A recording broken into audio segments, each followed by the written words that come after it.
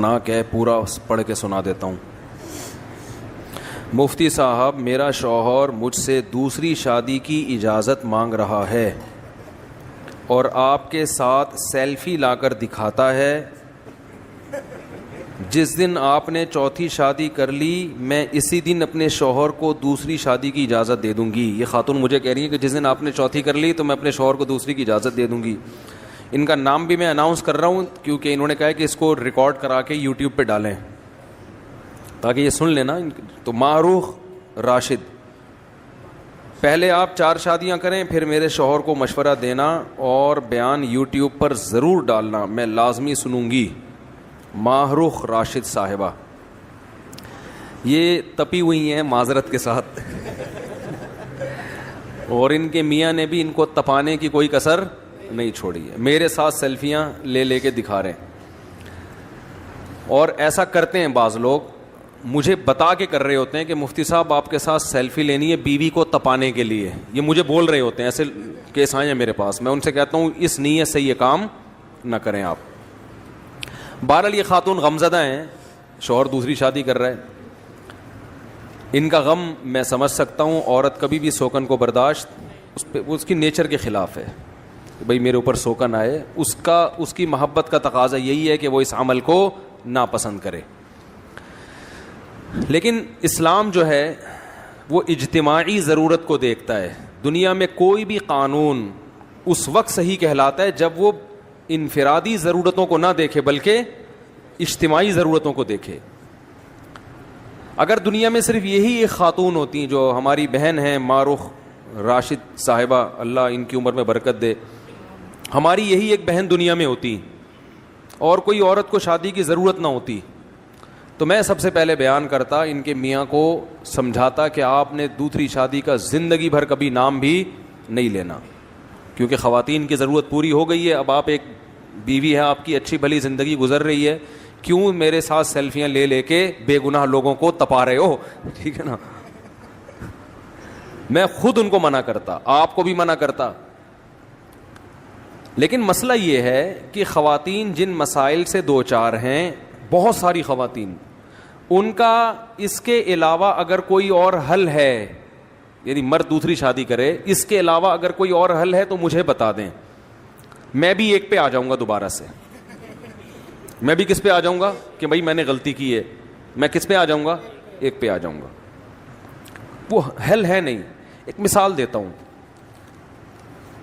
ابھی آپ نے سنا کہ انڈیا میں خودکشی ہوئی ہے, عائشہ نام کی لڑکی نے, جہیز کے مسائل, جہیز نہیں لا سکی تھی, یہ ہو گیا وہ ہو گیا. لوگ مجھے کہہ رہے ہیں جہیز کے خلاف بیان کریں آپ. یہ بہت غور سے بات سنیں. دیکھو, جہیز کے خلاف بیان سے یہ مسئلہ حل نہیں ہوگا, یہ پائیدار حل نہیں ہے. مولانا اسلم شیخو پوری شہید رحمۃ اللہ علیہ, ان کا نام سنا ہے نا آپ نے, کتنے بڑے عالم تھے, کتنے بڑے بزرگ تھے.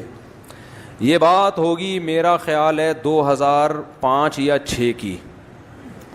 انہوں نے مجھے بلایا اپنے آفس میں, اپنے دفتر میں, جہاں وہ بیٹھا کرتے تھے. بڑے بزرگ تھے, میں تو ابھی بھی طالب علم ہوں, اس وقت تو بالکل ہی لیبل بھی طالب علم ہی کا لگا ہوا تھا.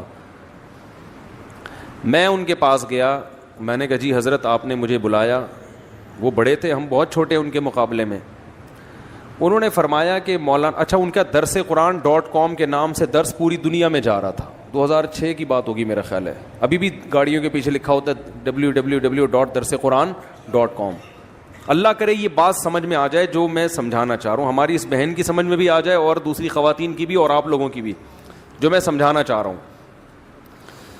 حضرت مولانا اسلم شیخو پوری شہید رحمہ اللہ تعالی نے مجھے بلایا, فرمایا کہ مولانا آپ بھی پبلک میں بیان بہت کرتے ہیں. میرے بیان ہوتے تھے اس وقت بھی, یوٹیوب پہ نہیں تھا میں, تو بہت بیان کرتے ہیں, تو ایک تحریک میں چلا رہا ہوں, اس میں آپ میرا ساتھ دیں.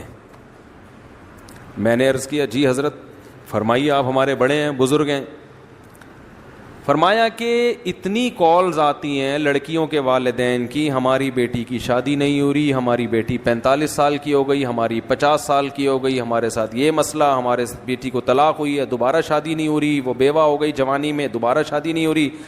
ابھی نکاح ہوا تھا, 2 دن بعد لڑکے کا بائک پہ ایکسیڈنٹ ہوا, 2 دن کی دلہن جو بیوہ ہو گئی, بالکل ینگ, 22-23 سال عمر, اور 10 سال ہو گئے وہ ایسی کی ایسی ہی بیٹھی ہے, بڑے مسائل ہیں. تو مجھے کہنے لگے مولانا آپ ایک مہم میں میرا ساتھ دیں. میں نے کہا جی کیا مہم ہے؟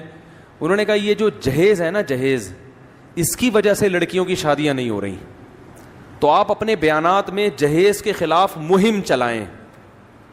کیا چلائیں؟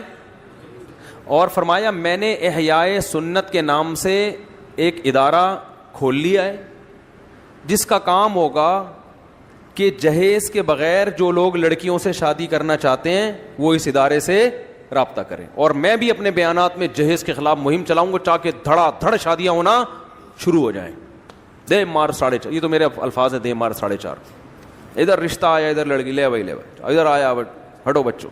کیونکہ اتنے لوگ بیان جب ہمارے سن کے داڑیاں رکھ سکتے ہیں, شراب سے توبہ کر سکتے ہیں, زنا سے توبہ کر سکتے ہیں, تو جہیز سے توبہ نہیں کر سکتے؟ سمجھ میں آ رہی ہے بات؟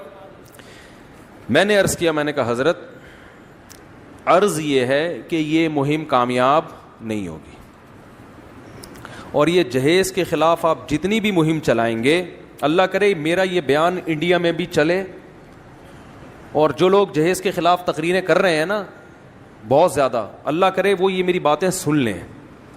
میں نے حضرت سے عرض کیا, میں نے کہا ٹھیک ہے جہیز کے خلاف تو میں ویسے بھی بیان کرتا ہوں, آپ بھی کریں, ہم سب مل کے کریں گے, لیکن اصل مسئلہ یہ نہیں ہے.